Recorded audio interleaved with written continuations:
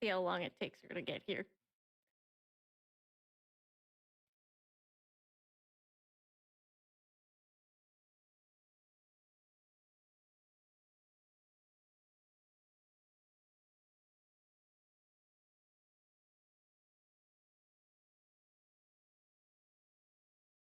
Shit. It totally slipped my mind. Alright. That's right. I guess we're gonna treat this like a sneak preview stream. Um, yes, I have to reload everything.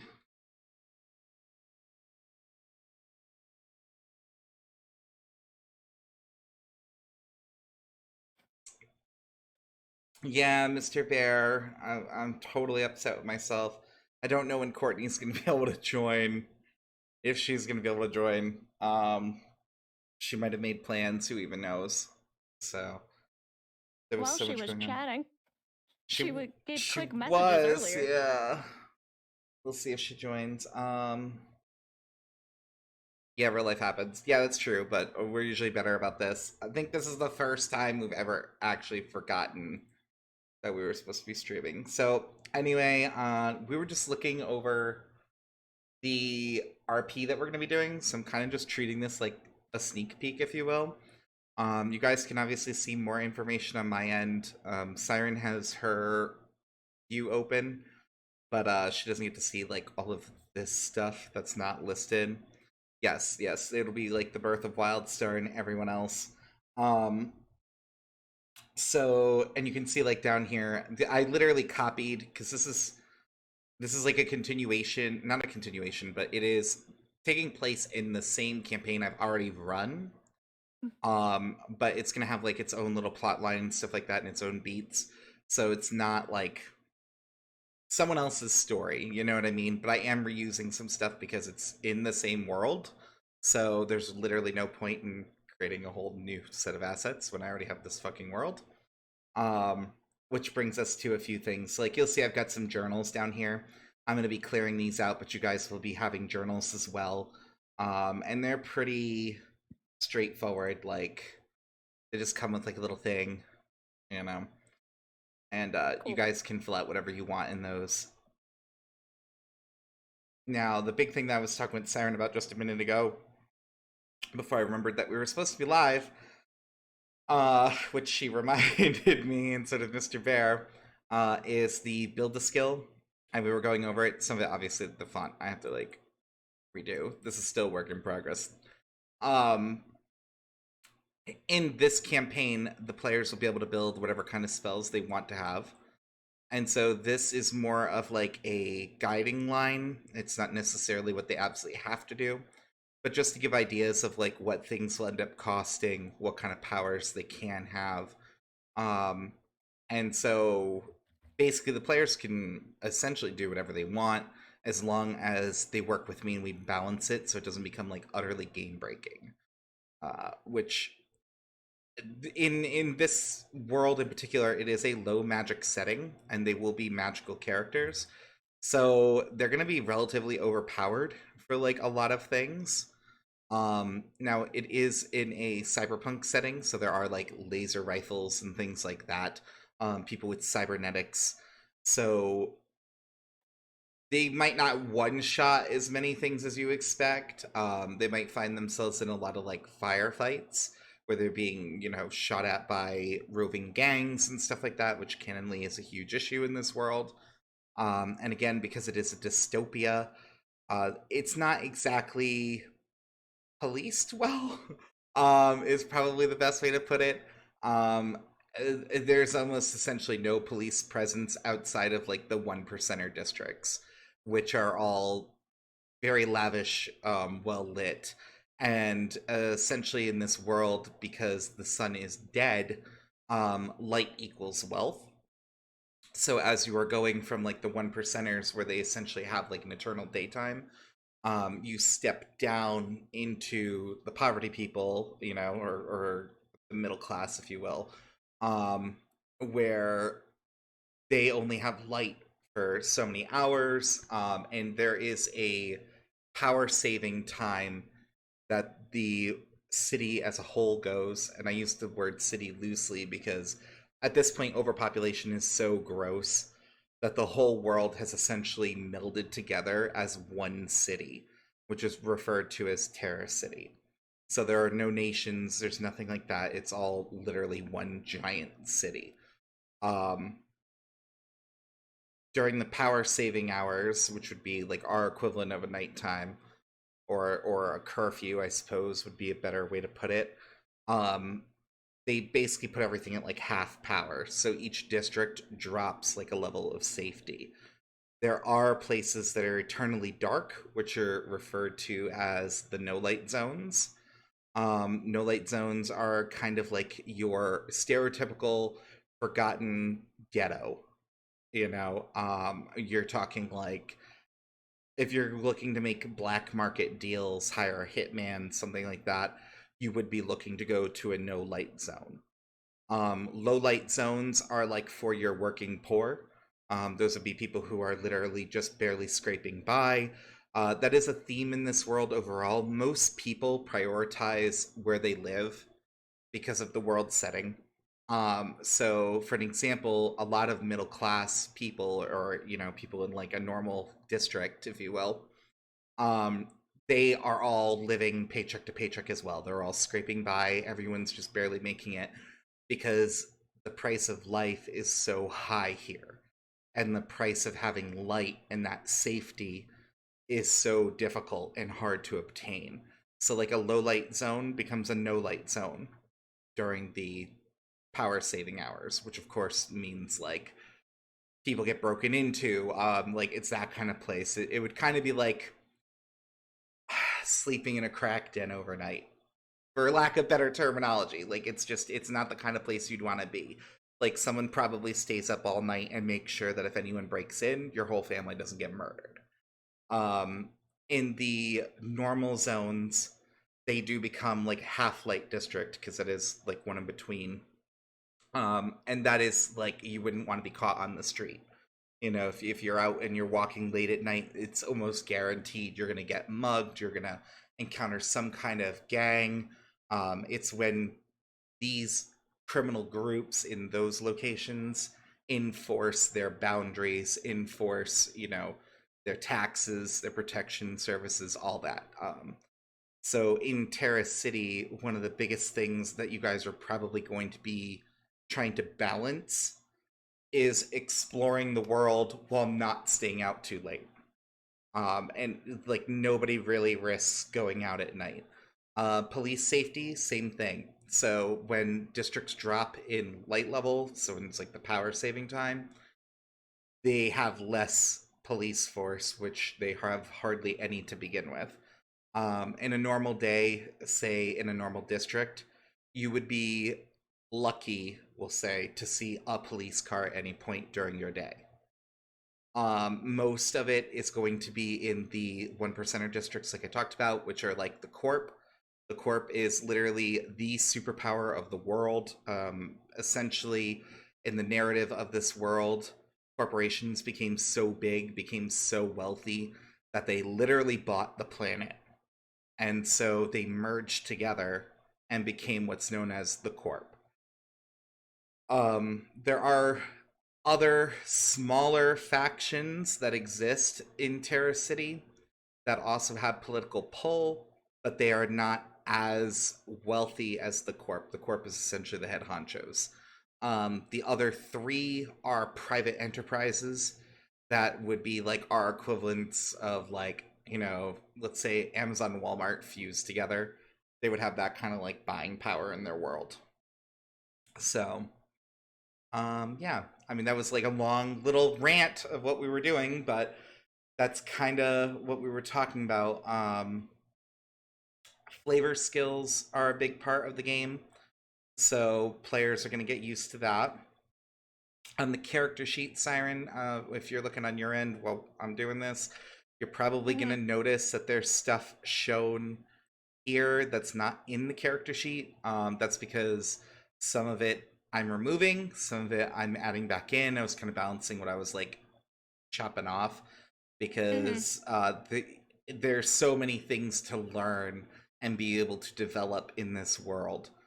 One of the big things that you guys are going to be trying to balance while playing and growing your characters is developing mundane skills that actually help with life, and balancing your magical skills, which are their own thing, which are located at the very bottom of the flavor skills. Each flavor skill has a core skill. Your core Mm-hmm. skill determines the maximum level that any of those sub skills can be. So if your core skill in mystical form or magical form, whatever it's labeled as, is a 4, let's say, then magical charge can only be a 4 at its highest level. So that's essentially how they all work. Education programs and stuff like that in this world are a big deal. You can learn skills from NPCs. You can also learn skills from other players who have a higher rank than you. Um, the one thing that you're gonna find as you're like using these points in the game is that I don't allow you to just build something without a reason. You have to have some kind of narrative reason or like a connection to it. So say you're a doctor, all right, Mm-hmm. and that's your whole shtick. You know, everything about you is you did medicine, blah blah blah. Now you find you have magic, yada yada yada. Well, your weapon safety skills are probably going to be pretty shite, right? Because you're a doctor. You took a vow of do no harm. There's literally no real reason you would learn how to fight with a lot of stuff because you're also probably financially very well off in this world, unless Okay. you're like a back alley doctor. With that said, you would have to have some kind of connection. So maybe one of your clients that you get close to is a little more roguish than you are. Or perhaps you narratively sign up for lessons with weaponry or like a class or something like that. Again, like it's cyberpunk, so there's lots of software in the world. You guys will be able to literally buy any kind of lesson plan you want. And as long as your character currently has an electronic device that can use it, you're going to have full access. So, Okay. So, is it possible for like your character to inherently have like one of the skills? Like, for example, the character has like military background. Would you yes. automatically be okay? Yep. Yeah, 100%. If it ties into your background, that makes sense. So, like, let's go back to the doctor example. Let's say the doctor didn't become a doctor until they finished their time in the military. Well, then obviously they probably have a rank in weapons, at least, you know, a rank in um, armaments and stuff like that, because there's also like combat tactics, for an example, could be one. Um, I in the more fantasy games that are like more magic and class heavy, I definitely have a system for like an X whatever. So say your character is a thief now, but for a short while you used to be a warrior. I have a whole system for that kind of stuff.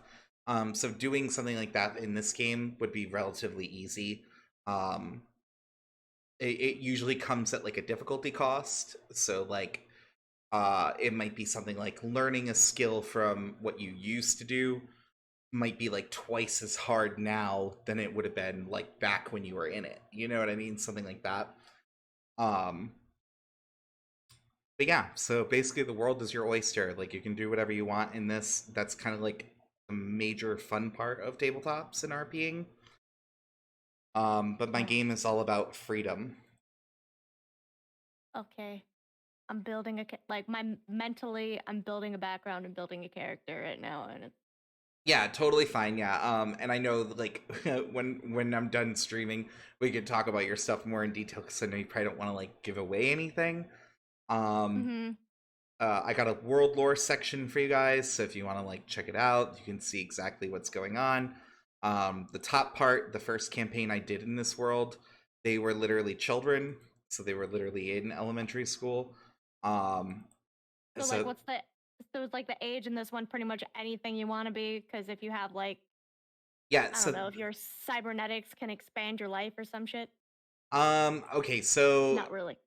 yes, but that would be like a one percenter thing.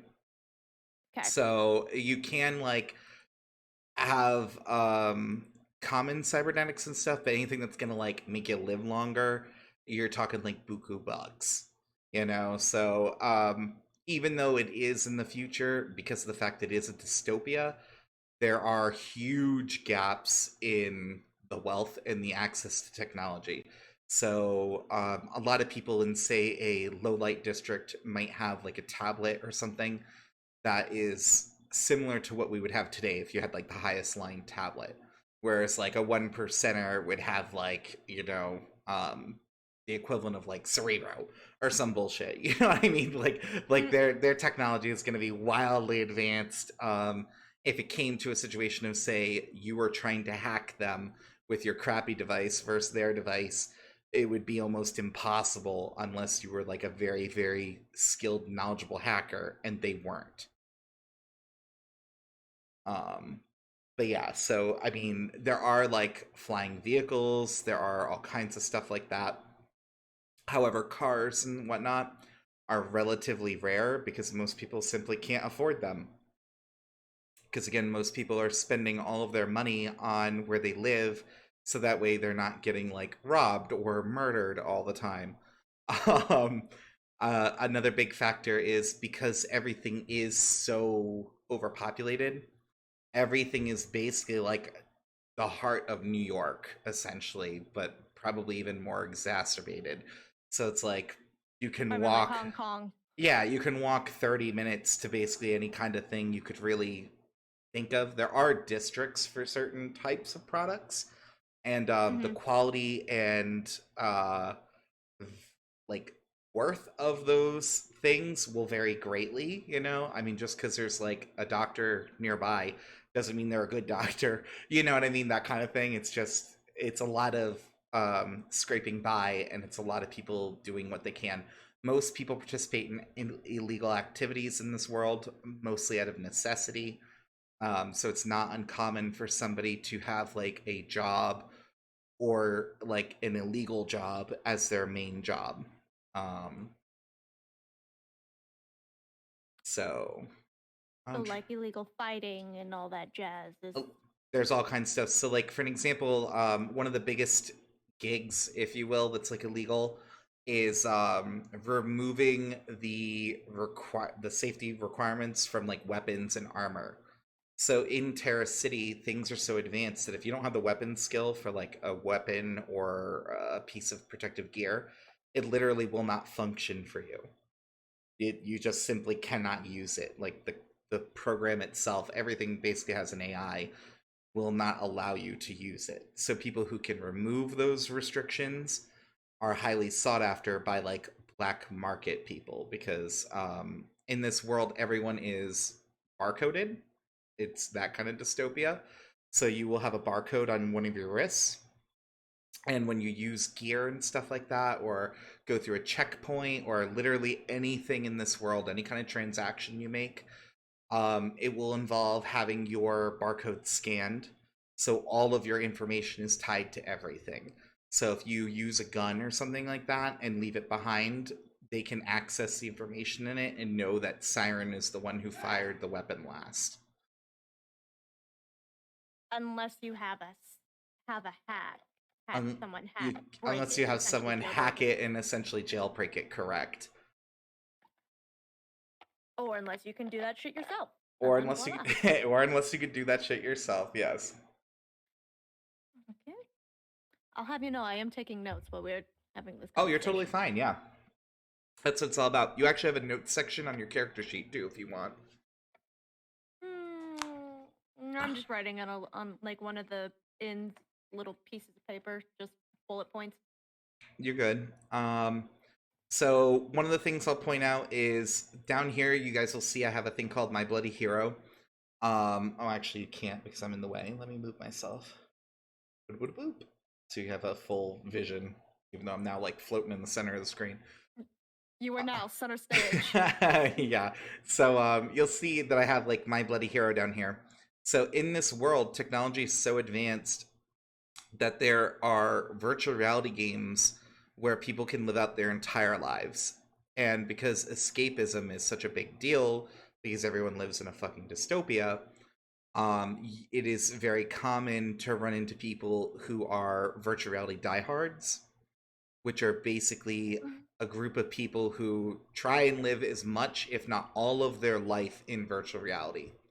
And so, depending on where the plot takes you and who you try to meet and who you try to talk to, certain people are only accessible in these VR worlds. Which the party did go in, and I did have a completely different like mechanic for them and stuff like that. So for this example, it was a vampire slash vampire hunter game they played, and they had to choose and do like a character creation. Vampires had a thirst meter. Vampire hunters were a little squishy, and of course bled, which was not so great when surrounded by vampires. Um, so there were mistakes people made in character creation. I'll say that much. There was like two people who made humans out of the group, and they regretted that choice very quickly. But let's see, I have a level up sheet. The level up sheet literally explains how much XP is required to the next level. Super straightforward. So it's starting at level 1 and going onward. So you have full access to that at all times. Trying to think. There is a materials sheet. Materials.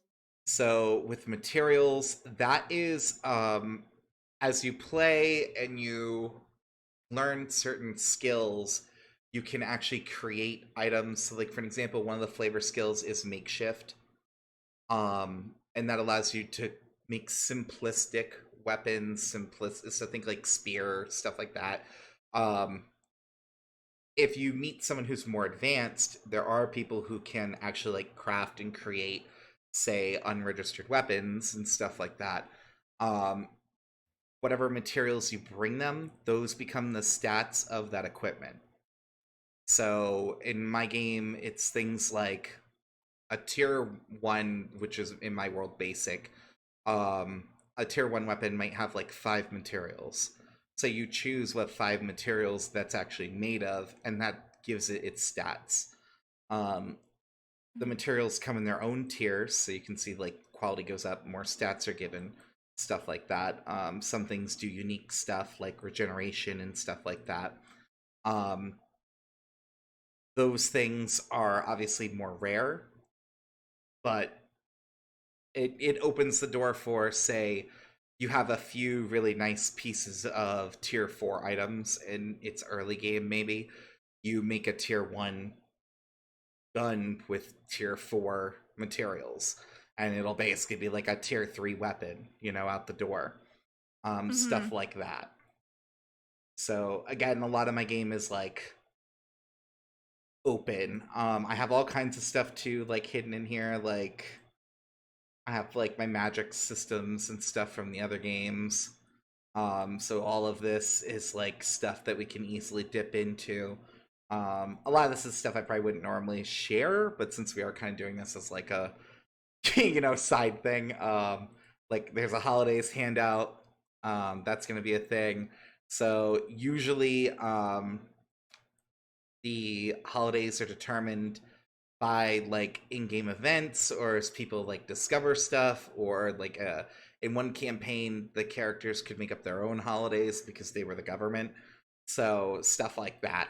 Let's see, heroic destiny isn't important right now. um oh yes, aside from gaining spells as you level and whatnot, I haven't fully decided how many I'm gonna give you guys out the gate. I'm somewhere between like 3 and 4 spells to start with. Um, but then from there, it's every 4 levels that your character gains, you can manifest a new power. Mm-hmm. And again, the powers can be anything. In the way that the game works too is, as you continue to grow and your character gets stronger in their magical form, all of your powers continue to scale up. So some of your weakest abilities can become some of your most powerful endgame moves that are also like incredibly cost efficient. You know what I mean? So say for an example, you may start off with a power that does 30 damage for 10 MP. All right, just to pick some numbers. and then by the time you reach your endgame character, that same ability might do like 300 damage for 10 MP. You know? MP magical power, right? Yeah, so think like mana, magic points, Mm-hmm. that kind of thing. Okay. Tomato, tomato at that point. So in the game, there are three primary stats for your like pools, if you will. There's your health pool, which obviously, if that hits zero, you're dead. Yo, Um, no death save, just dead. just dead. Yeah, and so in this low magic setting, death is treated a lot more like real life. So when you run out of HP, I do treat it as like a you're knocked unconscious, unless it's like viscerally awful. Like, I mean, if you're crushed by like a meteor, it doesn't matter. You're probably dead. Like, you know what I mean? Like, but if you are, let's say, shot and you run out of life, your character will fall into the unconscious state.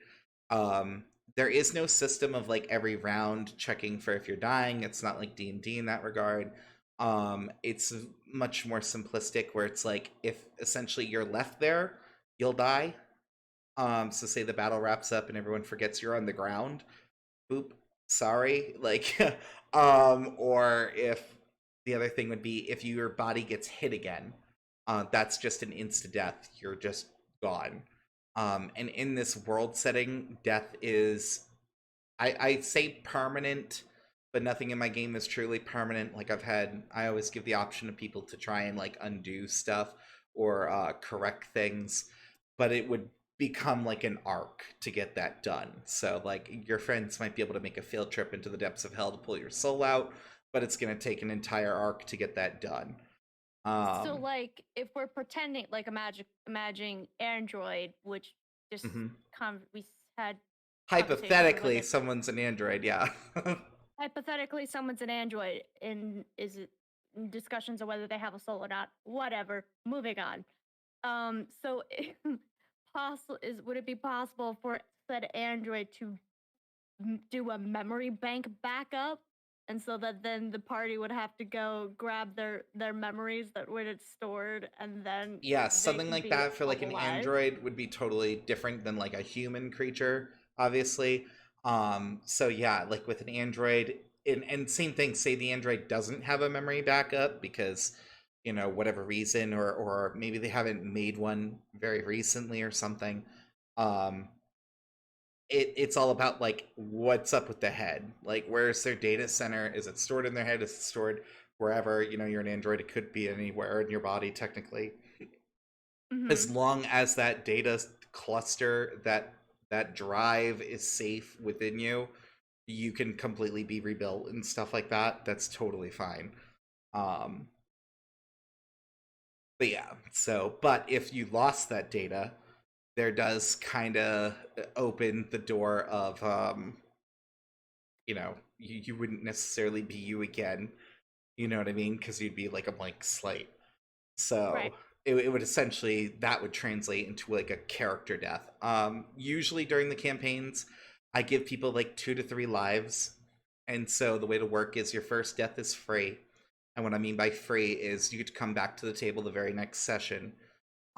After that, you have 2 sessions that you miss from the game, and then you get to come back as a new character. The reason why I implemented that is because I had people before who were just kind of like throwing themselves into pits, or like, you know what I mean? They were just like, who cares? I can just come back anyway. And then they were like jumping off a building or whatever, you know? And I You're like, didn't. fall damage is a thing. Yeah, and they just didn't care because, you know, they were like, who cares if I die? I'll save the party, and they would sacrifice themselves. And I wanted those sacrifices to actually mean something and not be something people could just rotate flip through. And so even missing from the session like puts you behind, right? Everyone else is getting more powerful, they're unlocking more story. I can't control it as much as I used to because we'll be streaming, but I didn't even let the players sit in for the game. It was like, I'm sorry, you're not invited to the next 2 sessions because you died. and so they would have to come in, and it did create that, like, well, I don't know what's happening. Well, you're not supposed to know because you're a new character, like, you know what I mean? So it kind of helps save like the integrity of the role play and stuff. I am definitely very role play focused. Mhm. So like 9 out of 10 times, if you don't specify that you're saying something out of character, it's just getting said in character, you know what I mean? And Oh, we're doing the whole voice thing because I like to throw my voice around. people can do voices. Yeah, that's totally. I do voices for NPCs and stuff like that usually. There will get to a point where they might be like a generic NPC or whatever, and I might not try as hard. I only have so much vocal range. I'm one person. I'm not a robot. So like, beep boop, but yeah. So I mean, you feel free to do voices, do whatever you want. I definitely encourage it. Totally feel the whole don't have a whole vocal range kind of deal because my session I run it's whew. Yeah, and I've done so many campaigns now that it's like I've used my entire arsenal. Every trick I have is gone. Like, you know what I mean? Like I can't invent a new fluctuation of what I have. So I also get like a voice modulator. Um Well, they'll all be new to me. yeah, so that'll be the nice thing. But yeah, so that kind of stuff. But yeah, I mean, I've had people show up and they've like done makeup or whatever. They've dressed up as their character and stuff. That stuff's totally fine, encouraged, in fact, if you want to. My Um, bitch ass is gonna be coming straight from work. There ain't gonna be time for that shit. yeah, just hypothetically wrap your face in aluminum foil. No, but yeah, if one was hypothetically an android, but you know what I mean. But yeah, so I mean, anything goes basically. I'm trying to think of like what else I could really go over. Oh crap! I Um, had questions. Oh wait, no, those were character specific questions that I can't ask right now. I'll show you guys some of the maps. They're pretty simplistic. I made all the stuff myself. I do have a difference between like battle maps and normal maps, so get ready to be overwhelmed. So this is kind of like what the typical map looks like for You're in the like middle the of the world screen. map. Oh yes, I am in the middle of the screen. Let me relocate myself. Da, da, da, da, da, back to the side. All right. Um, so yes, so it's very busy. Everything is color coded. That's kind of like the most important part. So like the pink areas are always mega complexes. I do label them on the map so that way when you guys are going places you can choose by district and stuff like that, and make it pretty clear where you're going. The way I handled it before, and I might still do it the same way, is that as people were exploring and whatnot and they were looking for certain things, I let people make rolls throughout the district, and while you were moving around and exploring, with a little bit of like a disadvantage, looking for specific stuff. So let's say you're looking for a weapon shop that specializes in non-laser weaponry, which would be like kind of hard to find in Terra City because again, basically everything is like laser powered. And like laser weapons and stuff are so common that even like everyday clothing has built-in laser protection because that's literally how common it is. Like it's not a question of are you going to get hit by a laser, it's you're eventually going to get hit by a laser, you know. So I would let you guys be able to do that, and then I put little markers on it just so we have them for reference in the future, and go forward from there. So battle areas look more like do I actually have one out here? I might have put them all away because I was cleaning stuff up. Battle areas would look more like this. So this one takes place in like a mega complex. It would be just an arrangement of the buildings, each one representing like a structure. You know what I mean, of like where people live. Lights I was doing for a bit. I might not carry them over because they got a little wonky, but essentially there were like bonuses and advantages to like fighting in the light versus like fighting in a poorly lit area. I think it did kind of like clunk it up, so I'm probably gonna remove that. um Monsters and stuff I clear up pretty readily, so you can actually see kind of like the old party out on the map over here. But like for my monsters I have all kinds of stuff. I do all my own assets, but I do more of like art manipulation rather than creation. So I take things and completely edit them and stuff like that, because art is not exactly my forte. But my favorite one is this one, the Killer Dolly, which everyone hates. So get ready for that to make an appearance. Oh, I love it. Yes, people literally hate that. But I mean, what's not to love? Other things would be You're like, all going to die down here. yep, the scrap horse. A lot of things that you're going to encounter in the world that are magical. Um, Mundane characters, people who aren't magical. The old table used to call them normies. The people who don't have the gift of magic can't perceive them. And they also, powerful magical creatures distort the timeline. So if something shows up and it's like a big bad, people literally will freeze. Like anything non-magical, all of it will just simply freeze in place. It does allow you guys to help keep your identities and stuff like that, because obviously, like, trying not to be outed as a magical being in a low magic setting is a big deal. Um, but yeah, so I'm trying to think of. Oh, Go got ahead. me into. I remembered one of my thought process. Sure. Slang. What was it? Slang. Is Slang. there slang, or is that more RP built So kind of thing? slang I usually let come up organically. As my style of GMing is, I will create like a world plot.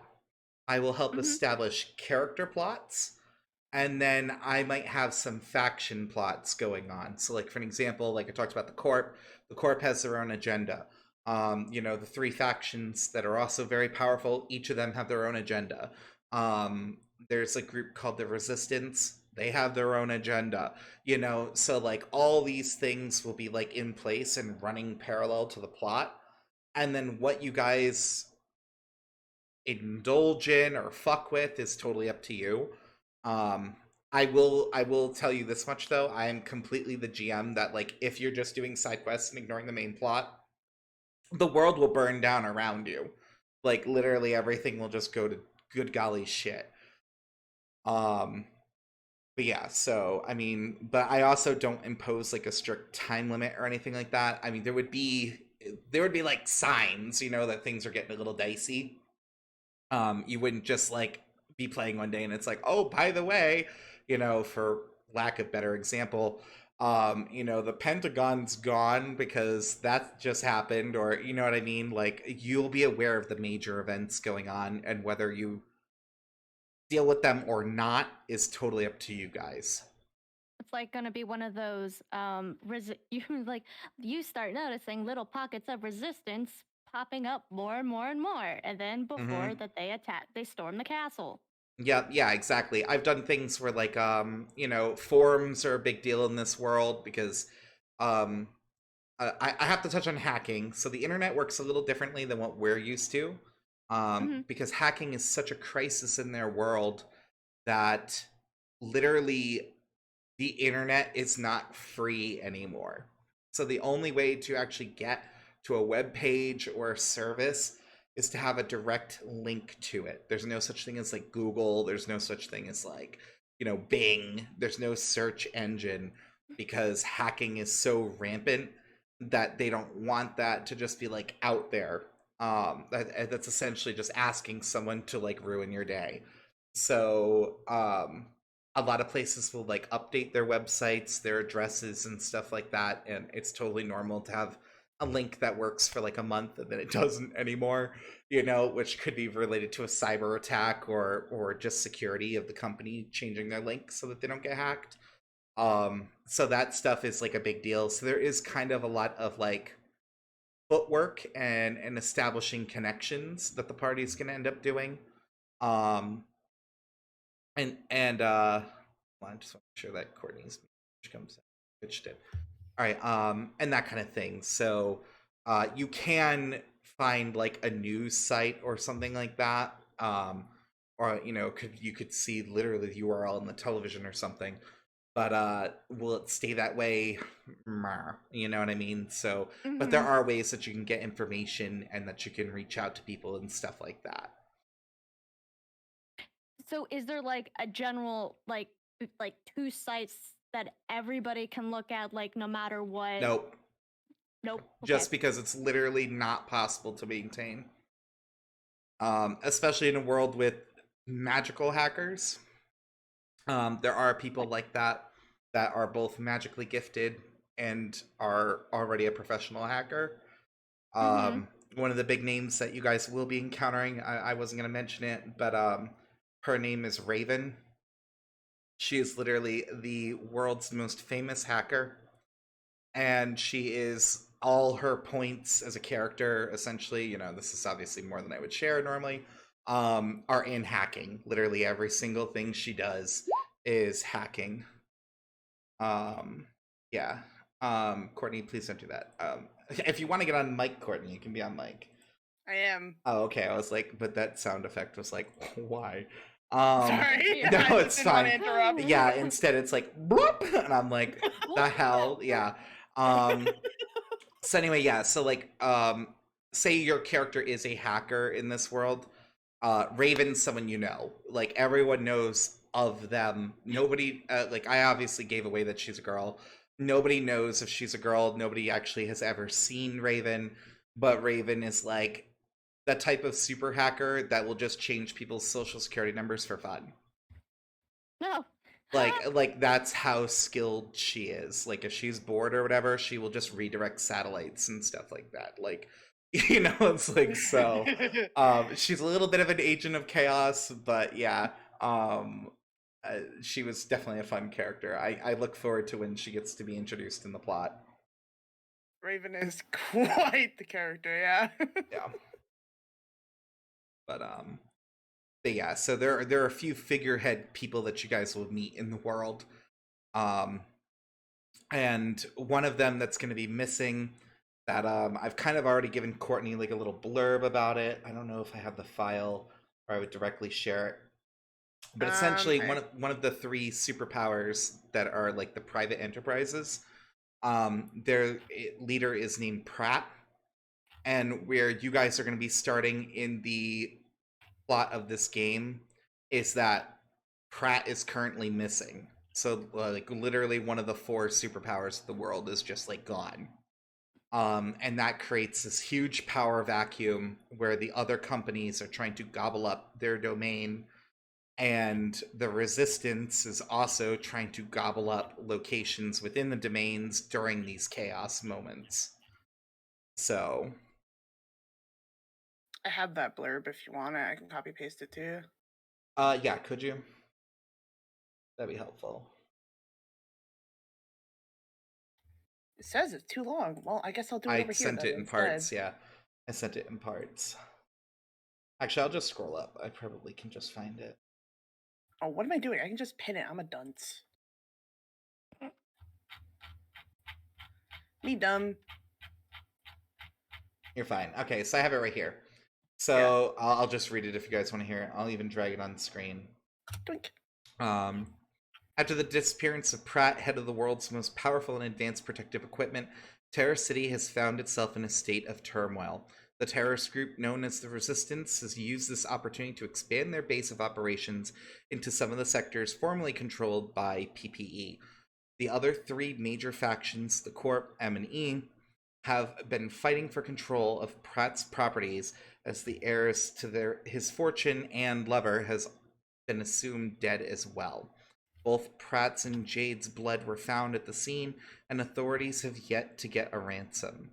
Several micro-factions have begun to form over Terror City, gangs mostly, but there has also been news of a group of people who practice occult rituals. Authorities have publicly stated that these groups are not to be trusted, and comments made by the head of the Corp Enforcement Department suggest that these groups may also be killing their own members during rituals. In other news, the repairs to Terra City's districts damaged by the earthquake a month ago continue. These districts are still closed to the public, as well as of the emergency groups, with the exception of the highest members of the Corp's Enforcement Department. The investigation continues to learn if the earthquake was caused by unnatural methods, as there have been rumor that experiments underground caused the quakes that swallowed these districts. Corp's enforcement department says nothing they've discovered supports this conspiracy, and that as tragic as these events have been, it's a natural phenomenon. For celebrity news, Wendy is still missing. Wendy was last seen at her rehearsal for her new upcoming movie titled Cybergal vs. Flighty Man, New Champion of Terror City. Fans think it's related to the secret promotional miniseries titled Mystical Gal and Pals, which showed Wendy as Cybergal fighting against an evil organization very similar to the Corp, while aided by the magical endowed allies she inexplicably met. Sorry.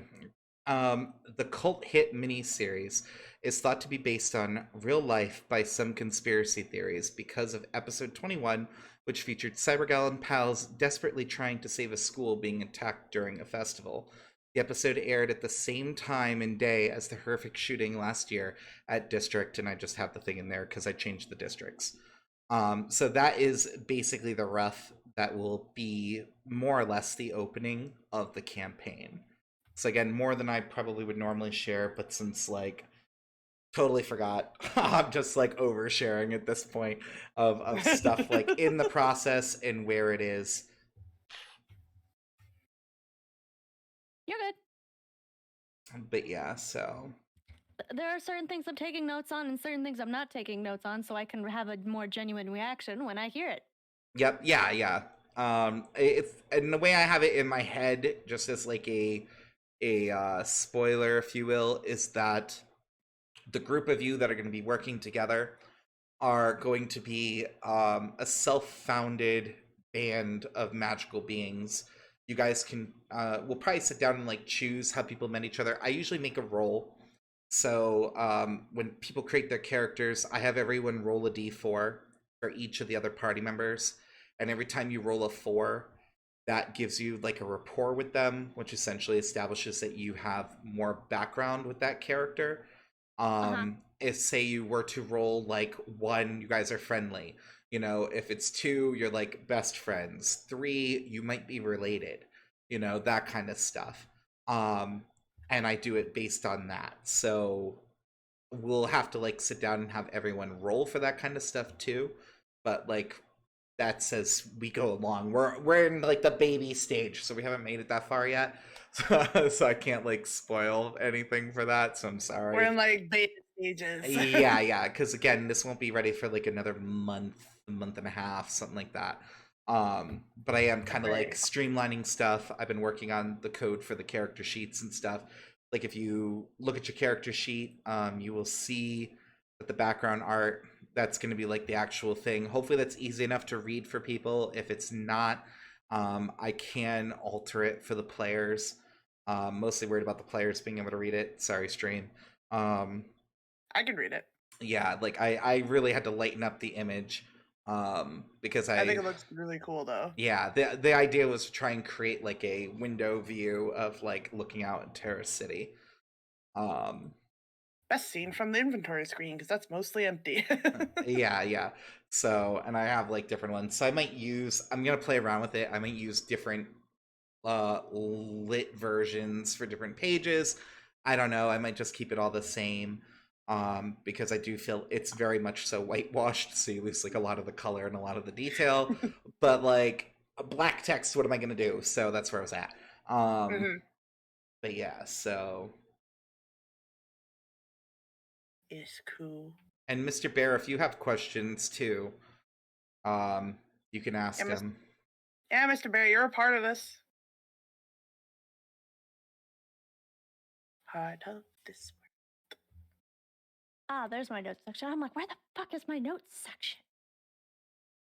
Know the world and emotions for spells. We update elements, just a rough idea. Oh my god, we get to use the builder skills? Yes, yep, that was all covered earlier if you were here, Courtney. That was like one of the first things we started with. Sorry. You're okay. But yeah, so and I have some other points of reference that I kept over here. So like in one of the games, they were able to build literally like a village, from scratch or just adding on to things. So I have like the costs and stuff like that for like a rough reference. So who knows? Like if we get to the point where you guys are building your own vehicles or something like that, which totally could happen. There's really nothing that is off the table. So, trying to think of what else. Another big thing to like know about the world. I guess I should probably read the world lore. Um, I'll just read the whole thing, even though the elementary school part doesn't really matter. Elementary school has never been so hard. With the advanced technology of the cyberpunk age, children must master all kinds of modern skills, and training begins at a young age. Bullies have always been a problem, but when they can delete all your homework and edit your grades, small issues become lifelong problems. Technology is the most important skill, but combat training is equally important given the fact that any robot or person with cybernetics could be hacked and turned into a murderous tool for anyone with the skill. The world is riddled with technology. Personal computers have advanced to artificial life forms that can learn tasks as they go or have new tasks installed in them via upgrade chambers. Laser tools are used for almost any job, from cooking to cutting to even writing on paper. Lasers are used in every aspect of life. TerraPoints TP are the currency and are all stored on the human body at birth. Children are engraved with a barcode that contains all their personal information and their personal account, which is created at their birth. Night is everlasting. Ever since the corporations fought over who should have the rights to the sun, and the price of lighting has drastically increased, a global depression took place in the year of 4065 AD after the sun had been destroyed and an artificial gravitational device had been put in its place. A series of human downfalls led to terrible global crisis, where humanity was on the edge of an extinction event, and led to a new age known as the Dark Age. Lights to see, to grow plants, to keep your skin healthy. There's a light for almost every practical need, but the prices are outrageous. Hacking has never been such an important skill, and the avenues for hacking have become complexly different to prevent anyone from being able to easily hack too many things. As such, the basics of hacking must be learned in order to learn the specializations such as cryptocurrency cracking, artificial intelligence augmented protocols, ground transportation hijacking, aquatic navigation directory, satellite recognition system operations, ecosystem regulation software, medical equipment security, learning portal access, public operation linguistics. These are the most common. Virtual reality is massive and can fully upload the minds of patrons into a virtual space. Data and technology has advanced to the point where eating, feeling, breathing are all possible and very real in these virtual spaces. Many people live their entire lives in these virtual spaces using VRPs, virtual reality pods, to maintain body functions and muscle growth. Nutrients are pumped into the body when the player eats, and when the user exerts themselves in the virtual world, electrical impulses are sent into the muscles to stimulate growth of the user's muscles to that of their virtual experience. Because VR is so dangerous, VR hacking is based on each VR world and almost impossible to learn. Those who choose to live their life in these games are known as virtual reality diehards. The world was overpopulated long ago and is all but one giant city. Trees are incredibly rare. However, the world recognized the issue of the environmental loss and, as such, developed sanctuary towers, STs. These massive structures reach hundreds of miles into the sky, creating artificial mountains at the top. From the outside, they appear to be normal buildings, but from far above the cityscape, the tops of these structures are open to the empty sky. Artificial light is provided to these STs and house the last wild animals on the earth. These structures are connected underground, and each region has one. The structures are armed with powerful vents that circulate the air of Terror City, making life possible for the districts. So that's how dystopia your dystopia world is. Well, Yeah, it's a cup Yeah. and a half of fuck. We're basically doomed, but everyone is pretending we're not. You're like stalemated with death.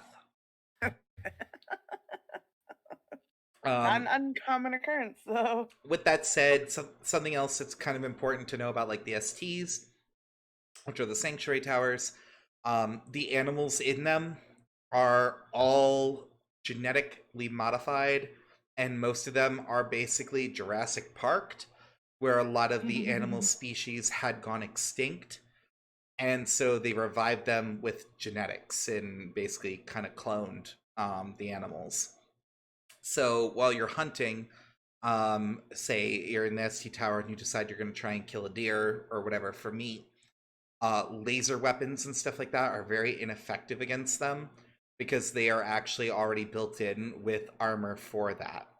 So they're not, they do look like a typical animal, but like they do have like nanites and things like that that help protect them from poaching.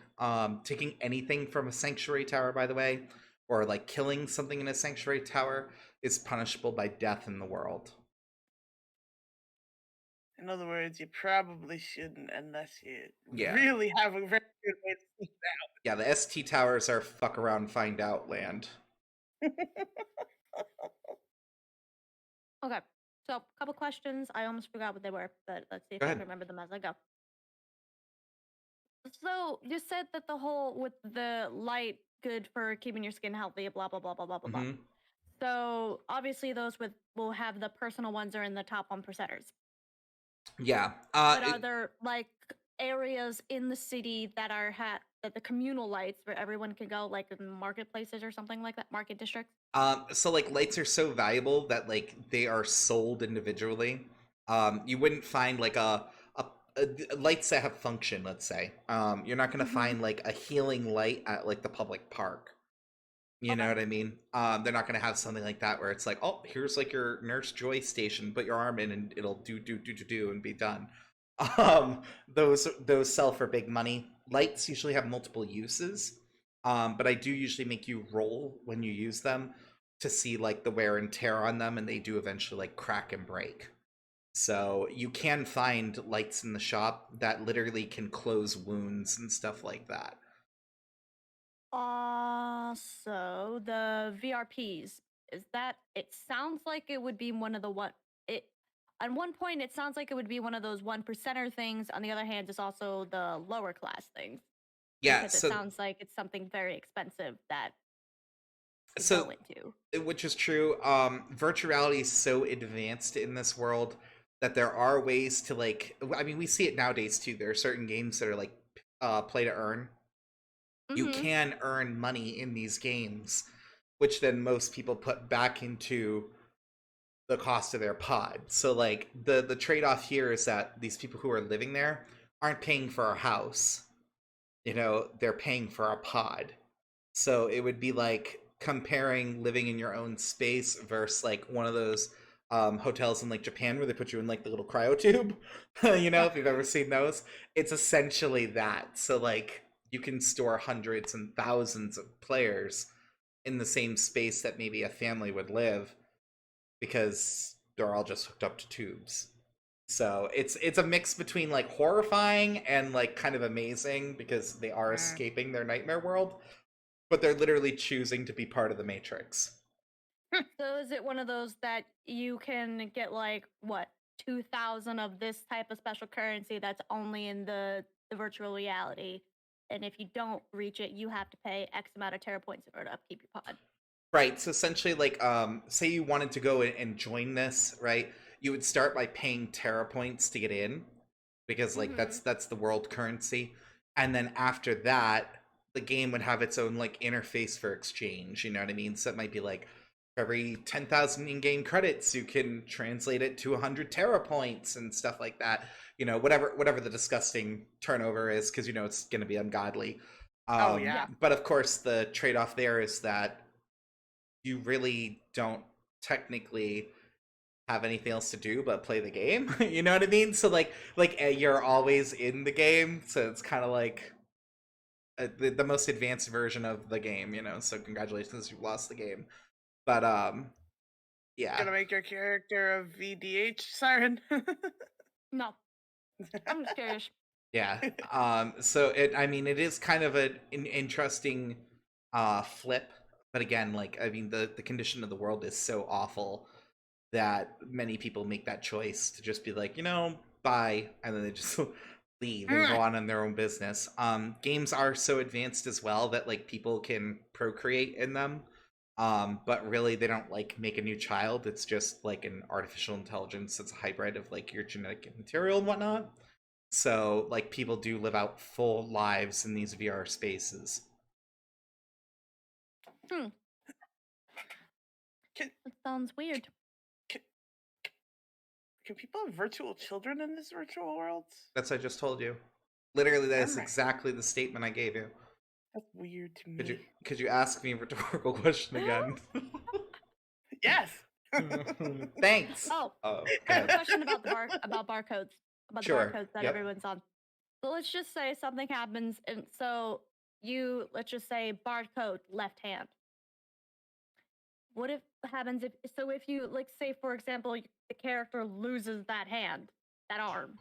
Yeah, that's gonna be a Would big to do.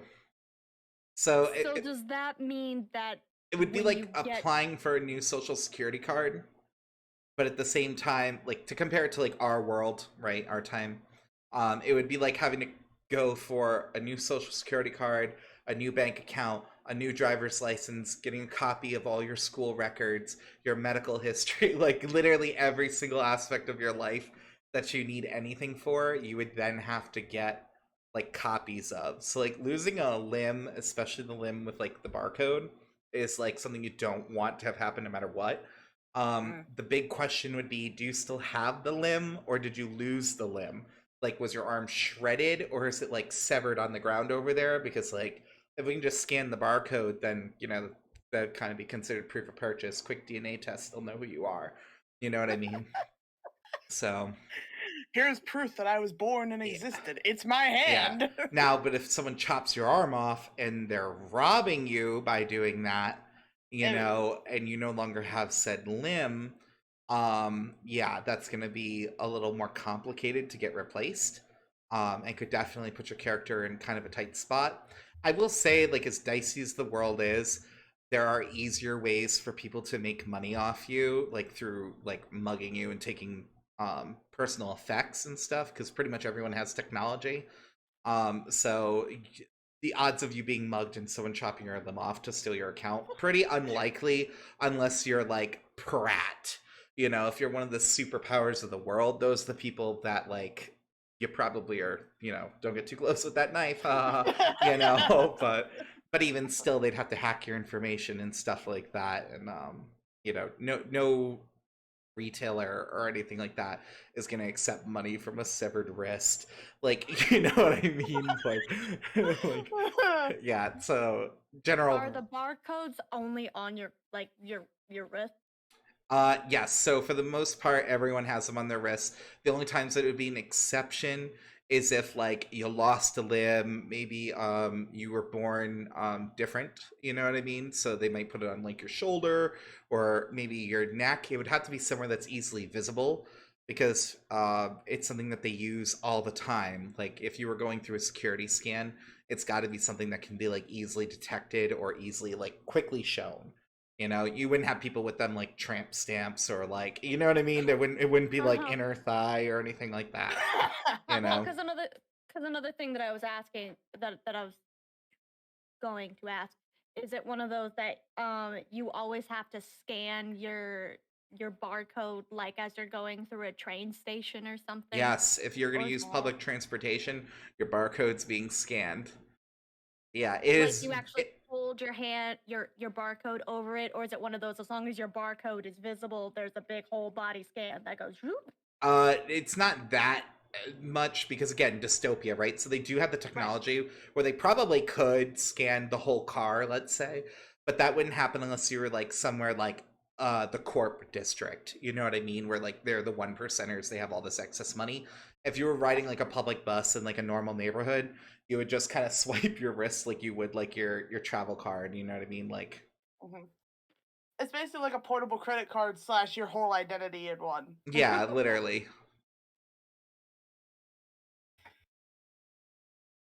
and you just get that one barcode. That's it. Yep. One barcode to roll them, one barcode to bind them. Yep. Siren's like, this dystopia is making me itchy. It's a rough world, honestly. This dystopia is giving me ideas. Yeah. Yeah.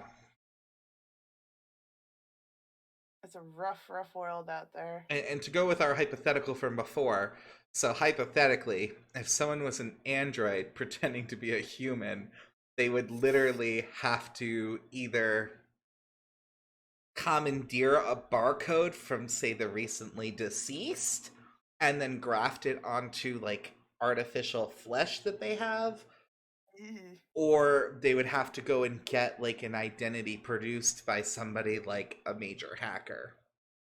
Ooh. That's an interesting thought.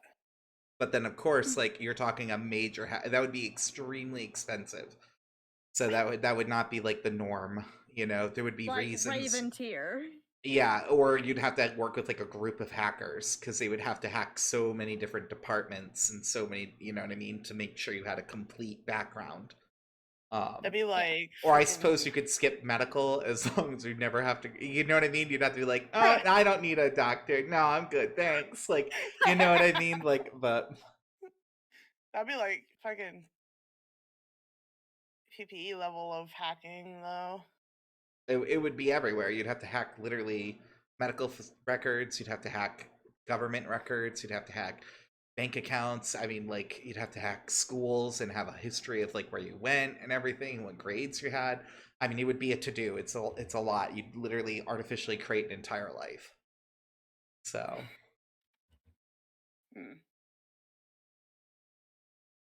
but it's not impossible.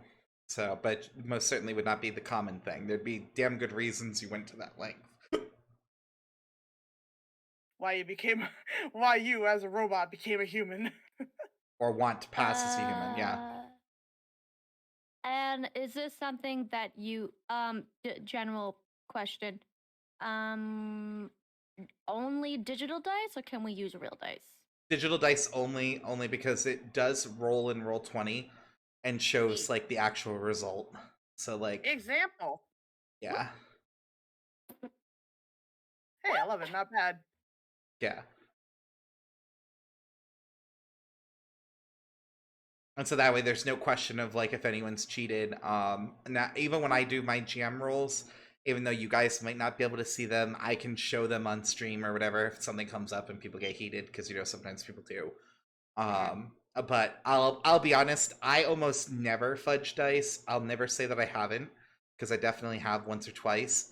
But the only time I fudge dice is usually like in the party's favor, to try and like not get them murdered. Like if it's like, oh, ooh, yeah, this would have been great, but too bad they rolled like 2 20s and you rolled, you know, like a 1 and an 11. You know what I mean? Yeah. So, but for the most part, yeah, I don't believe in fudging dice. Wonders in back of mind if was a part of party that got dice fudged. Yeah.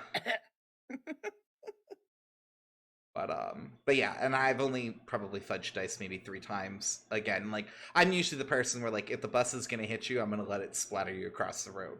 Like, that's just how it goes, you know. organs everywhere. Mm-hmm.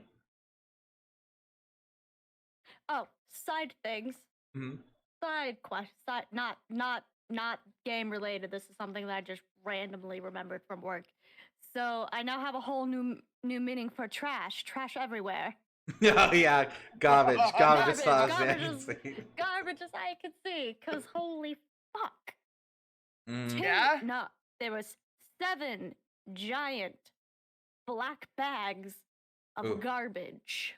No. Pass. Pass. From the whole hotel. Oh God. Yeah, no. Not a fan. I hate it. Anyway, back to Bree. Yeah, so I mean, Courtney, I know you've played before, but do you have any questions or anything like that?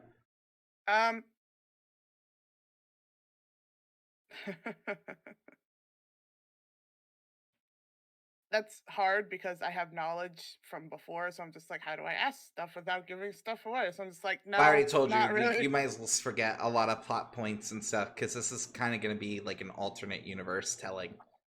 Okay, that makes sense. So yeah, like what I'd already told you, where I was like, delete what you think you know because otherwise you're gonna metagame yourself to death. Okay.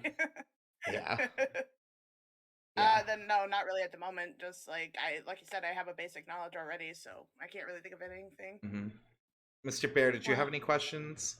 I know I already asked you, but you ignored me. Mr. I don't know Bear if he's still here. might have died. Or if there's anything you want me to cover, Siren, that like uh Could I run Siren through a mini combat scenario. Mr. Bear says not right now. Not, I mean, I'm not going to do a combat scenario per se. I can go over some stuff though, because I did kind of gloss over the magical skills. So flavor skills are usually pretty straightforward. You know, each of them have like their own thing that they specialize in. Um, and if you're making a plot roll for something, as long as you can justify why you should be able to draw from that skill for that moment, I'll like greenlight it. I'm not that picky. It's just gotta like make sense of how you're using it. Um, the big one for magical being though is magical synergy. So if you look at the flavor skills and you actually go through magical synergy, every single rank of magical synergy gives you a new skill. So, like the first one is magical exchange. That lets you give half of your MC, which is your magical charge. So, in this world, oh yeah, we kind of started talking about that and got away from it. In this world, you have three primary like pools you draw from: your HP, which we talked about. You know, you run out, you're dead. Because we got sidetracked and went into death.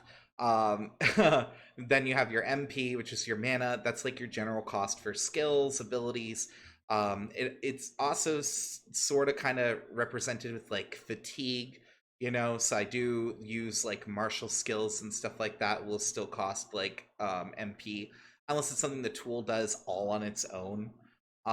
So like for an example, you have a utility knife and it's got like a laser blade on it. You know, swapping it to that, you're not going to obviously pay for that. um but then MC is your mystical charge or your magical charge, and that's how long you can maintain your mystical form. So every turn that you transform and you stay in your form, you lose 10 MC. Um, certain powers cost MC on top of your upkeep of keeping in that form. So, for an example, I think it's like every 3 ranks. I have to double check what I did before, but I'm pretty sure it's like every 3 ranks you get an ultimate, and your ultimate will cost MC. Like it's gonna have some kind of additional MC cost. And think of that like you're a big. If you've ever seen like any kind of magical girl show, it's like those level kind of abilities where it's like the end game stuff. They're gonna be big moves. So Mhm. that first power lets you give half of your MC to another target, so you can like charge somebody up if they've wasted theirs, or maybe they were in another combat that you weren't in before or something like that. um Rank 2 you get magical barrier, and I have little quotes for everything, you know, because I really wanted to get that magical girl trope in. It's like magical synergies is, if we work together we can't lose, right? Because you know you have to have that shit. Magical barrier is everyone together. So with this one, the more people who get together with the barrier, it gets a multiplier. So literally, it is prevents 100 universal damage plus 100 for every ally who adds to this, times the number of participants. So if you have 5 people using the barrier, that's 500 times 5 is 2,500 universal damage you'd block. To give an example of what they used this for before, there was like 6 or 7 of them in a collapsing building. It was literally one of the mega complexes falling down, and they all stood together and created a shield and withstood the collapsing building. You know, Shield. so Oh. yeah, so that's like a big thing. It does require you to be in the same space and like together and whatnot, which is where rank 3 comes in, which is magical tether. Magical tether lets you move up to 10 spaces towards another ally, and it doesn't count as an action. So literally, that would be your like trope, quickly getting to somebody and then doing something with them. Magical combo is its own little skill. Usually, you can unlock combos through rapport in my game, but with mystical or magical synergy, you can just literally create combos on the fly, and literally, it's just whatever you're doing. So it increases the damage dealt by 50%. You pay for both moves, and you pay for the MC and stuff. So that's it. Um, Then there's Magical Fusion at rank 5. And the quote for that one's together is one. That one, of course, is you guys literally fuse together and become one being. You get 50% more stats. If there are secrets between you, you have to reveal one of those secrets to that other player. That's like the big kind of, ooh, do I really want to fuse with you kind of thing. And then you go from there, and it states like, one player controls movement, one player chooses the actions. So it's literally like split conscious kind of thing. And here I was thinking it was more like Power Rangers transformations. Nope. Yeah, no, this is Something straight up different. like you become one fucking being. Like, yeah. Rank 6, you get magical setup. So that prevents characters from evading. Some people have moves where it's like one character had a power where every time she was like attacked, she could activate it once around and she would step out of her own body because she distorted time and space. Um, hey Nomo, we're going over the RP that's coming up like next month, a month and a half from now. Just kind of like talking about how the mechanics and stuff work. Um, but yeah, so like that one character in particular had the ability to like step out of herself, and so every round you had to attack her multiple times. As she got stronger, she could do it more. So something like this would counter that, where like you would prevent her from escaping. Magical wish, and with this one, um you can die using this one. So I used to do death levels. A level 4 death in my world is permadeath. There's just no coming back from it. So the player rolls a d20, and then if equal to or less than 6, they permanently die. And if it's above 6, you just go into a coma for a while. And if a 20, you survive with 10 HP. And so with that, you kind of self-sacrifice and fully restore the MC of all allies, which is like a big deal. That could be huge game changer. Obviously, that would let people use their ultimates all over again. That's basically your I'm going to sacrifice myself and probably die for this ability, which nobody ever used. A lot of people were tempted, but no one ever actually popped the top because they were worried about that, 6 in 20 chance of death. So rank But 8. RPG, go big or go home. Yeah, exactly. Rank 8 is magical ending. So magical ending. Actually, I haven't read this one in so long, I don't even fully remember it. If another ally is within one space of you and has magical ending and at least one signature move, you work together to combine your signature moves and increase the damage dealt by 20% per ally who joins in. Yeah, so this one is like the ultimate combo. So you can't combo like your signature attacks, which are like your ultimate, without this one. And so this one just makes you crazy. Like we're talking like if the whole party combined it and you were all max level, theoretically you might be able to destroy like a moon. Like you know what I mean? Like that's the kind of power scaling like something like this would have. The ultimate Kamehameha. Yeah, so this would be like ridiculous shit, like attacked by alien species and like they threw a planet at you. This would be like the counter to that. So like it definitely has potential to go like full anime, and sometimes definitely did go full anime. Um, but that's kind of half the fun of being a magical being in a world with no magic. So, but yeah, Magic exists, but kinda not really. yeah, only for the select like few. The elite. Um, so yeah, so I mean, does that open up any questions? I don't know if like that was kind of a huge information dump, I know, and I'm sorry. So with the magical wish, does even if you end up dying, does the skill still go off? Yes, you would have sacrificed yourself to use that ability. Okay. And that's essentially like the thought process is like, so like I talked about before, how there is a skill in the game called the parting that you guys would narratively unlock at a certain point. Usually I don't really give you much of an indication. I just might say something like, say you meet the requirements, which I will not discuss the requirements, but say you hit the requirements with a character. It might be a thing where it's like you're interacting with them, and I might be like, as you're standing there looking at Jan, you can feel your power resonating with her. You know, at that moment, that would be like your cue of like, ooh, like if I wanted to, I could part with this person, which would turn them into a magical being as well. And you can only do the parting one time. So it's kind of like you want to make sure whoever you choose is going to be an ally and isn't going to be somebody who's going to like plot betray you, or you know what I mean? Like you got to make sure like whoever you pick is someone that you're literally willing to share the gift of magic with, because that can totally screw up the world. Also, make sure they're actually willing to have magic. Yeah, definitely ask for consent first.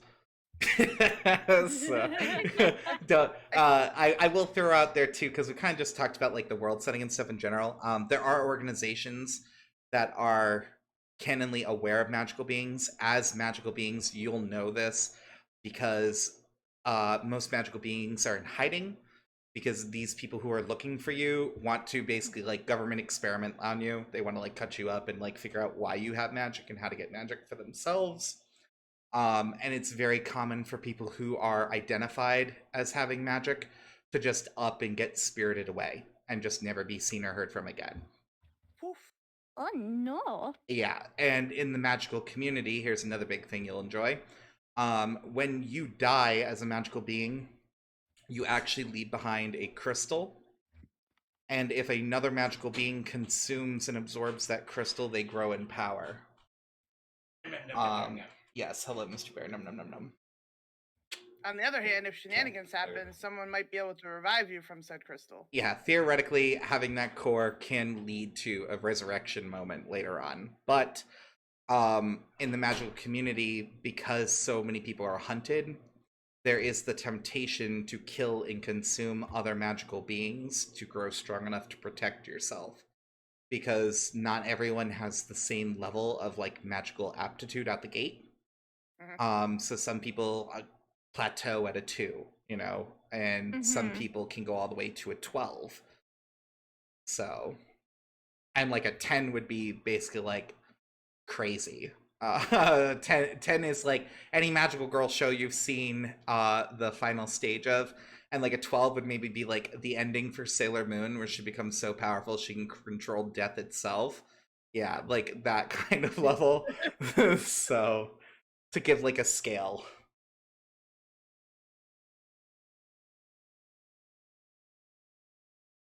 And you cannot upgrade the core skill of magic. So the magical form skill only goes up through like plot points. So it could be like the death of a loved one, or the success of freeing, you know, people from their oppressor or something like that. You know what I mean? It's going to be some kind of like major moment. Early magical levels can be obtained just from like surviving a powerful encounter and stuff like that. And I'll let you guys know when you rank up, and it would be like from previous session to next session, you'd gain those power ups. So, yeah. Any other questions? Not that I can think of right now. I mean, besides character creation. Yeah, you're like, I have a ton of questions. questions, but I can't ask them now because they give me away. But yeah, so that's kind of the meat and potatoes of it. And the cool thing about it too is because again, everything is like made by myself. If there's something you guys want to do that's like not in there, it's 100% possible. If there is a game genre type world you want to end up visiting, you totally can, because the VR diehards exist. I mean, like literally, there's just no cap on the potential of what we can do. So Possibilities are endless. Yeah, like literally. Oh, I will tell you this though. This is kind of like a mild spoiler, but that's what this whole stream has been. So, um, as you Well, become more powerful, oh, what's up? nothing. Oh, okay, okay. I heard the oh, and then I wasn't sure if that was like a don't tell me. So I was gonna be like, oh, okay. No, no, no. Well, I was gonna say, look, it seems like the only people who it was me, you, and it was me, Courtney, and Mr. Bear that I've noticed have popped in here right now. Yeah, yeah. Noma's Well, in. I mean, we have Nomo. We've got a few people. Um, Yeah, We're in the but wings. yeah, yeah. But player wise. oh, player wise, yeah, yeah. Oh, well, it's not like a big deal. That it's just like a mild thing. So as you rank up, and you become more powerful as a magical being, you will hit certain keynotes where your powers will manifest in your normal form. So you'll have to choose some kind of manifestation. So whether that's like hair color change, eye color change, strange mark on your body, something like that, you would have to incorporate that into your normal like human form. And as you become more and more powerful, you basically kind of look more and more mythological, essentially, at those certain keynotes. Which more or less all are in line with like your signature moves. Essentially, every time you get a signature move, there'll be like a new manifestation on your normal body. Which can range anywhere from having burnt looking hair to fucking wings. Yeah, like one character had wing. Well, she had wings in her magical form. Yeah. So, but she did start developing wings on her actual like body, but they didn't become like usable. So she just had like uncomfortable, gross nubs on her back, and it was like, oh, that's a low roll. Yeah, like Aw. they'll get there. It's just they get that far. 12 years later. Look, you can't come out the gate a badass. Okay, you got to start shitty. Alright? Yeah. It must hurt that they're growing though, like just popping out of her back. Nah, they're just like extremities. So, but yeah, and that's something that we would talk about too. Like not the physical manifestation parts. I usually keep that a secret, and then spring that on you. But like, since we're talking about it, I'll probably mention that in everyone's one-on-one and just be like, hey, like, just have this in the back of your mind ready. Like, you don't need to do it right away, but like that's gonna be your thing. And your transformation and stuff will change in appearance and whatnot. That's one of the major things I want to do. And I need to get like character descriptions. I can like I use silhouettes for everybody. So I need to be able to have silhouettes for your character and your transformation, ideally. That's what I'm going to aim for, which is why it's going to take me a little bit.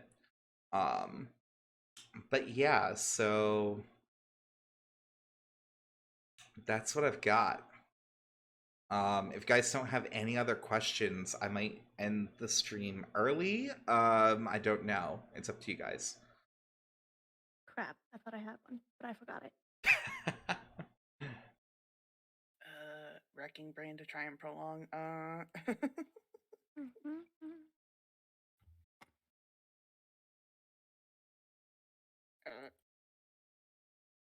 So, like you said, with the magical girl transformation, so is it just gonna be like every time you might have mentioned it, but like brain only latched on the key thing to minor thing. So will we essentially like grow to get to that like big giant um like mega transformation, or is it just one of those that when you have magical girl transformation and then every time you do certain things you poof? There was another side question. That last part again, real quick. Every time you do certain things, you just poof. But as every time you go and use a certain magical power, like your magic, Yep. do you just essentially just transform? You transform into that. You have to transform before you can use your magic. Yeah. Okay. At higher levels, you'll gain access to certain powers. So the way it works, and again, like it's a mild spoiler, but not really. when you reach certain ranks, you will gain the ability to use your lowest level powers, Mm-hmm. and they'll be a little weaker than what they normally are, because you're not in your mystical form. So Mm-hmm. that's pretty much it. So like whatever your first few powers are going to be like your keystones. You know what I mean? Those are going to be like your most probably important abilities. Um and what you're eventually going to be like known for like when you're not in your form. So, but the thing with the magical charge is it restores fully every single day. So basically at any point that you like rest, you'll gain your Mm-hmm. magical charge back. And then every turn you're in combat and you're not in your form, you regenerate 1 point. And there is a magical skill that you can develop that gives you more regeneration every turn. So Okay. there were players who built up their skill high enough where they could maintain their magical form permanently, and then it was just whether or not they used their super move or something that they would then like spend their points. I don't think I ever got to the point. I think I got to the point where I was like basically only losing 7 rather than the 10 or something stupid Yeah, like yeah. that. So it's not easy to get to, but it is possible. But it also those people, that's all they built basically. So they didn't have any like mundane skills or anything like that. They just went like full on, I'm a magical girl bitch, and and that's what they did, which is viable. You just have to navigate your character through that world with those skill sets. So I am magical, and that's about it. yeah, it's like I do. You guys don't have to. I prefer like everyone to be themed magically. So like a lot of the NPCs and stuff you encounter that I create are all themed. Like for an example, one character is named a Stormbird, and all of her moves are like wild magic, where like she can strike herself with the spells and stuff too. But she has like big AoE like attacks, but she does like thunderstorms and like harsh blizzards and you know what I mean, like rains of fire and stuff like that. But like she also can get caught in her own abilities and burn her allies and stuff like that. So um she's more of like a solo kind of person, not much of a team player. Um Mm-hmm. yeah, and like another girl, she's all wind based. So all her powers are like, she's got one where it's like a micro storm where she throws out like a little tiny ball of air, and like when it hits you, it's like literally just condensing and pinpointing like a tornado at a point of someone's body. Like just that whole force of it right there. And that's like one of her signature moves. So it's like it doesn't look super cool and flashy until it like hits someone and like purees them. You know what I mean? It's like um It's like, here, touch my little bubble. Oh, you're now mush on the wall. yeah. So some people have like really flashy powers, some people have like not so much. Like like I talked about the one dude who was following the path of light, and his big power that he had that he used on people a lot was he would grab them by the face and burn their eyes out of their head. Oh my god, we use that way too much. Oh Yeah. my And god. that's how he'd disable like a threat, because he didn't believe in killing anyone, but if you like were adamant that you weren't going to give up, or you know what I mean, that kind of thing, he would just burn their eyes out. That caused issues. Yeah. Yeah, there were some people who had drama, but Many eyeballs were melted in the making of the last campaign. there were.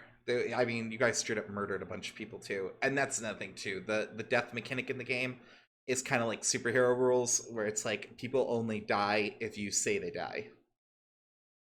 So like you can knock them out or kill them, and then you can choose, or like we can talk beforehand. You can just say like in the game, none of my attacks kill unless I say so. Mm-hmm. You know, that kind of Yeah. thing. I Or still all my remember attacks kill unless I I say. Yeah, exactly. Or you could be the brutal version and be like, every attack has a killing blow, and like, yeah, there were people who definitely played that way. I still remember when Marcus was peer pressured into murder, and that was not fun. Yeah, Courtney was like, I don't think we should. And they're like, do it, do it, do it. She's like, I guess I'm a murderer now. And she killed the guy. And I was like, I can't believe I just watched you peer pressure into murder. Like, you know what I mean? Yeah, and I was like, oh That no, was like did a not like bad after that. school special. Like, I was just like, and then we never did it again. I was like, did not like that. That felt wrong. We're not doing this. mhm. Am I the newest person to be part of your campaign? Technically, actually, no. Because Mr. Barris never played either. I thought Mr. Bear played with, well, not this No. one. He played something at some Well, point. but he just moonlighted as an NPC. He literally like had a pre-built character that already existed. True. So he didn't actually get to like design anything or really make any real choices. He kind of just he was over while we were role playing, and so it's like, hey, if you want to participate, here's how you can. You know, he didn't really get to do anything drastic. Yeah. So I would say no. He didn't have an opportunity to like be his own character. So, but yeah, it'll be you. You're brand new. Mr. Bear will be brand new. Boba Sue's joining us, and she played once, so He she's played our basically new. character one. Yeah, Ryan played once, but he's also basically well, he played twice, but he's basically new because that was like the rules light system. This is like the full system. I am the So veteran. yeah, Courtney's the only one who's played multiple campaigns with me or anything like that. I know how this is probably gonna go, and the and answer is badly. Courtney's had a lot of fucking player deaths. Yeah. Courtney is Sometimes- literally the reason I implemented the rule of like how many lives you get per session. And surprisingly, after doing that, she suddenly stopped dying as much. So it worked out for everybody.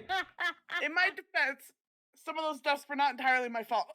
I mean, most of them were though. Courtney is Okay, definitely yeah. the character that if there's a dark hole and there's a strange sound, she's putting her whole arm and fitting her head in the hole if she can. Like, So like, yeah, my first death was my fault.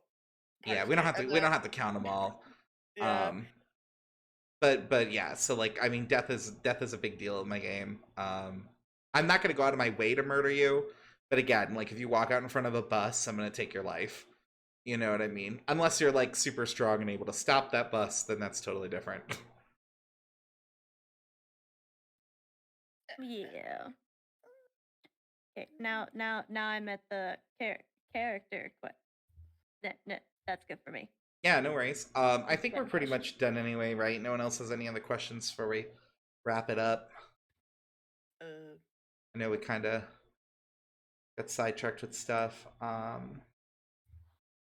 I'll probably be adding in a few more monsters too. Like, there really weren't too many monsters in the last campaign. They dealt with a lot of like plot slash people. Actually, yeah, we had very few monster encounters. I think I could count maybe 5 off the top of my head, and that's like. Well, you including fought the more guys. monsters than that. But I mean, like variety. Well, no, I meant like encounter wise, not Yeah. like the monsters in the fight. Yeah. I was like, because for the most part, your struggle was like other magical beings or people trying to like gather your organs. So We kind that's of like brought that on ourselves, but yeah. yeah. I mean, when do you not though? When do you not bring stuff on yourself? I'm just waiting for that trope to carry over because I know there's going to be bad choices made. But yeah. Listen, that was a group effort of bad That's true. choices and bad I plans. will say this though, don't like search on things like for magic or magical beings specifically. I'll give you guys that Oh. much of a tip. Yeah. Because boy howdy, did they learn that one fast. They learned that one the hard way, and that was not me for They're like, once. that's weird. My tablet just locked itself out and now it's blinking. Like, you know, and it's like, Like, here, Yeah. let me pass this to my parental figure. This can only go well. yeah. Mom got kidnapped, experimented on, showed up, died. Yeah, it was good. It was a good time. Anyway, I think we're gonna call it. That way I can get back to working with Siren. So sorry that we forgot about this stream. We'll make sure to do better. I also blame Courtney because she didn't remind me and was gone. So Courtney, you're taking every I'm sorry, bullet. I got roped into helping someone move their stuff out of their house today, and then I completely forgot because it's weird because February fucks me up. I'm just like, oh yeah, this is the last Sunday of February, even though there's supposed to be 30 days in a month, but there's not this month. Yeah, and we talked about the other day too, and still forgot. So yeah. So anyway, thank you guys for joining us, and we'll see you later. Bye. Hi guys.